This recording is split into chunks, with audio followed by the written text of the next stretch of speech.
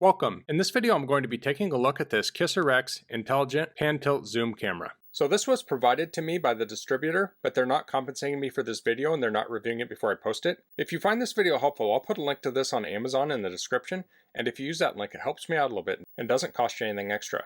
So if we look at the box here, it says home security, baby care, elder care, and pet care. It says remote app, two-way audio, HD, loop recording, motion detection, warning and playback, cloud storage, Wi-Fi, day-night switch. It says wireless connection, turn on power, download app, fast Wi-Fi connection.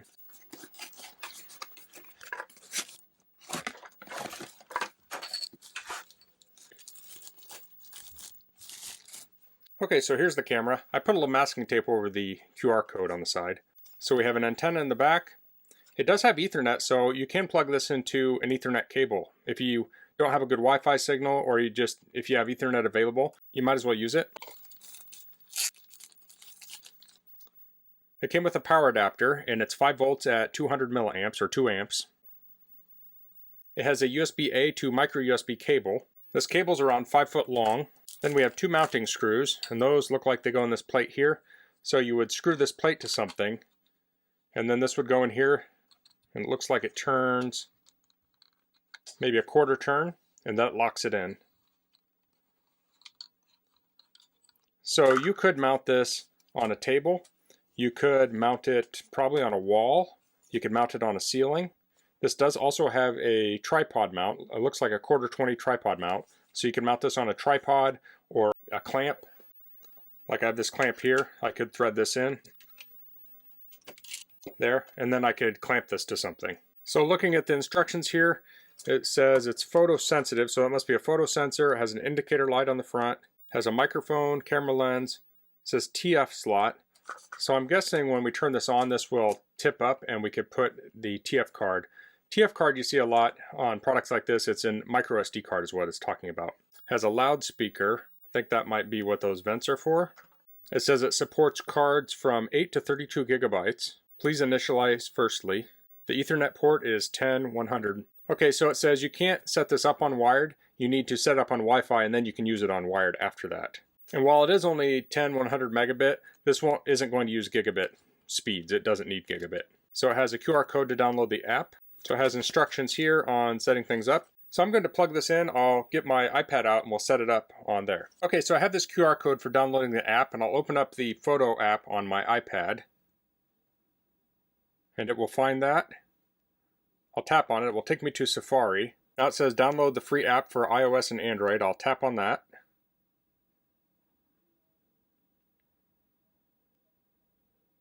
I'll hit get. I'll open the app. It says select your region, so I'll choose the United States where I'm at. I'll hit continue. It wants me to create an account, so I'll say sign in with Apple. I'll hit continue. It's asking to send notifications, so I'll allow that. There's a couple different screens popped up here, so I'll click on that little plus. It's kind of doing a tutorial, but it's also asking about the terms. So I'll agree to the terms. Okay, so it says tap here to add your camera. I'll tap that. I'll say use Wi-Fi to connect.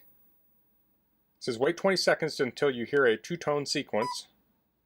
Okay, I hear that, so I'll hit I heard the sequence. It says connect to Wi-Fi. Place the camera close to the router. It says note some models of the camera support 5 GHz wireless band. To use a different Wi-Fi network, tap here. I've entered in my password. I'll hit next. So now it wants me to scan the QR code with the camera. Connecting to Wi-Fi. Okay, I'll hit next. So this is actually my second attempt. I tried it before and it wasn't working. Wi-Fi is connected. Since I'm using an iPad, I had the image expanded on my iPad screen. I had to actually shrink it down to make it work. Pairing is successful. Using your camera now. Okay, it says pairing was successful. I can use the camera now. So I'll just call this office. I'll hit finish. I'll hit start using your camera. And now we have an image of my office. I'm just kidding. I don't know what that is. Let me tap on it. This is my office. It's not quite as good looking. Let's try some pan tilt zoom here. Okay. So this is on my tech bench.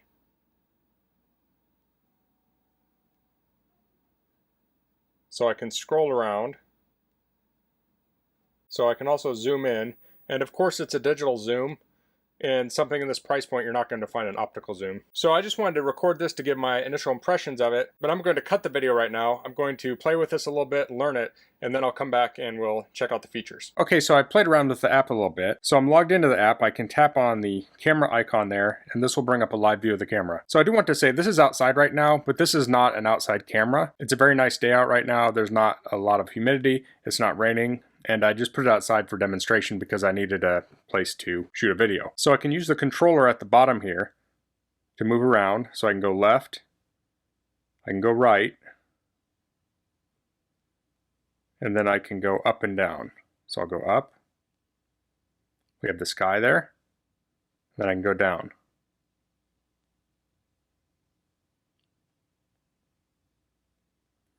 So this will go 360 degrees, so I can look all the way behind it by going to the left or going to the right. So this is facing what I would call forward, so the ports are on the back side of the camera. So if I hit the arrow at the upper left of the screen, it'll take me back to this screen. So if I have multiple cameras, they'll show up here. So I'll go back in. So you can see it says live because we have a live view. We have office, that's the name of the camera. If we click on this next circle icon, that'll bring up this thing for this emergency response. So this is a service plan, so you can look through that if you're interested in that.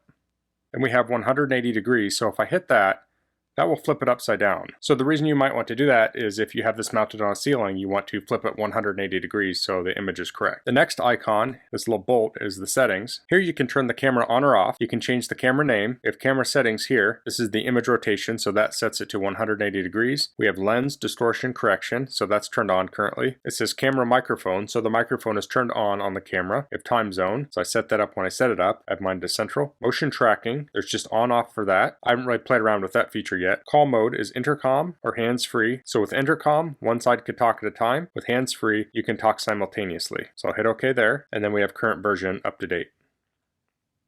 Then it has Echo Show. So you can connect this up to your Echo Show. I don't have one currently, but I'm guessing you can see the camera on it if you set it up on there. The next section is Smart Detection. I'll hit Settings there. We have Motion Detection. We have Sensitivity Level Low. I'll set that to high for right now. We have baby crying detection, so you can turn that on there. Next we have alert settings, so alert frequency is set to low. I'm going to set that to high right now just for this video. Normally I would set that to probably low or medium. That's going to tell how many times it alerts you. So if you had this camera in a secured area and you want to be notified anytime someone opens the door, you'd probably want to set this to high. There might be other locations where you want this set to low. And then we have schedule. It says 24-hour alert or customize. With customize you can go through here and set what times of day you want this to be working. So say you had a business and you wanted this to be active while your business is open, then you could set that here, or maybe you just want it to work while you're closed, when you're not there to actually watch over your business. So you could set that here. So I'm going to set it back to 24-hour. I'll hit back here. Go back. And then we have cloud. This has a cloud plan.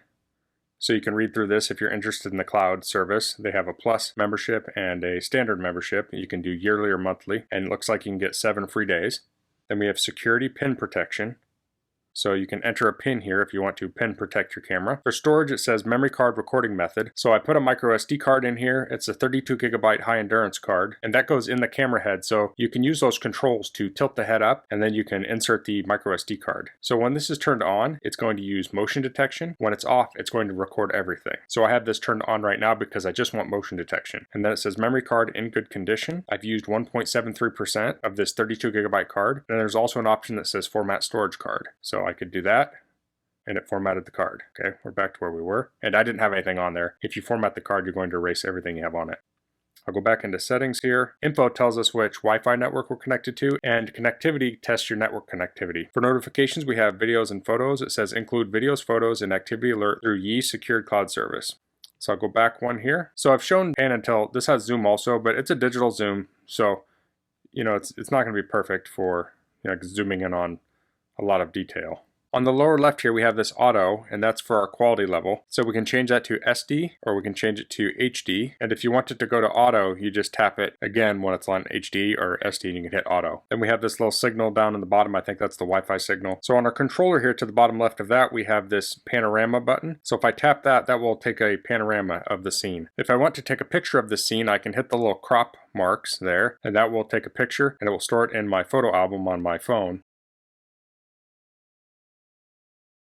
Now you want to go into your privacy settings and make sure that the app has access to your photos. Otherwise you won't be able to save. We can also do video.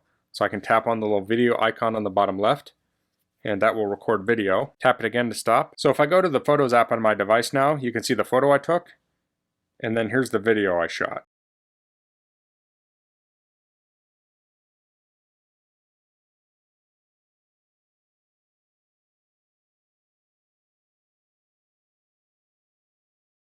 So this has motion alerts, so I'm going to go walk in front of this, and then we should have a message pop up here on the screen. Okay, so I'm out in front of the camera and I see it pick me up, so I have an alert now. Oh, and I may not be getting a good connection out here.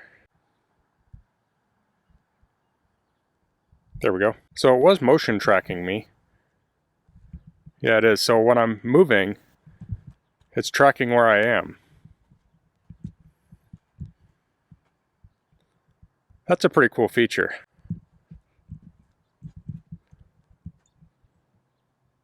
So if I go to alerts now, we can see motion detected. I'll tap on that. And here you can see me stepping in front of it, and then it's tracking me.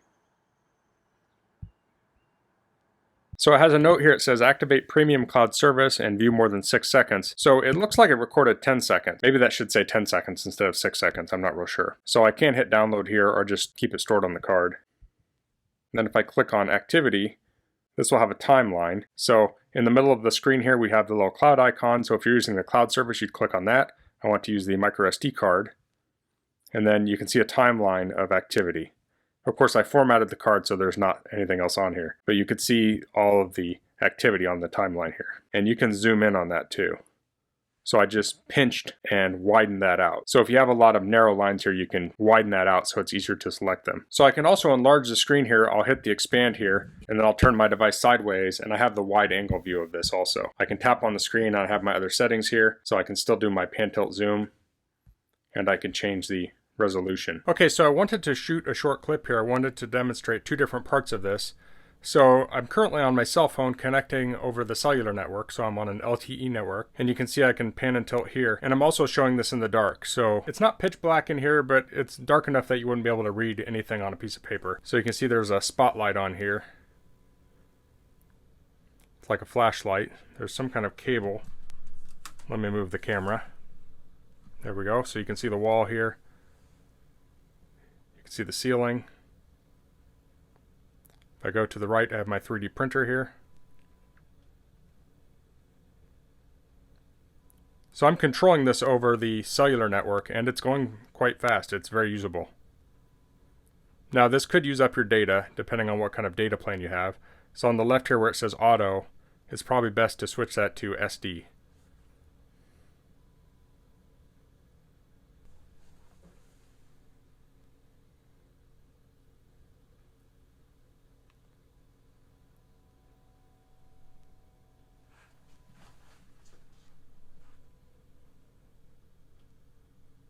And there's me. So my face is a little washed out. I'm standing pretty close. If I move back a little bit, it's a little bit better. Oh, and now it's doing the motion tracking. It's pretty cool. So that's the Kissarex wireless dome camera, and this has a lot of cool features for its price point. You can record to the cloud, you can record to a micro SD card, it has pan tilt zoom, has motion detection, motion tracking. So you could use this as a baby monitor, you could use it to watch the front desk at your business, you could point this out a window to watch your backyard or a patio or a children's room to make sure they're not getting into any trouble. You could watch your pets with it. There are lots of different things you could do with a camera like this. I know someone who was recently away on vacation and their pipes froze because their heat turned off in their house. If you had a camera like this, you could actually put a thermometer somewhere in the visibility range of it, and then you could pan over to that thermometer and read the temperature remotely. So that's all I'm going to cover in this video. If you have any questions about this, please leave them in the comments. If you like this video, please click like. If you haven't subscribed to my channel, I'd appreciate it if you could do that. And thanks for watching. Until next time, goodbye.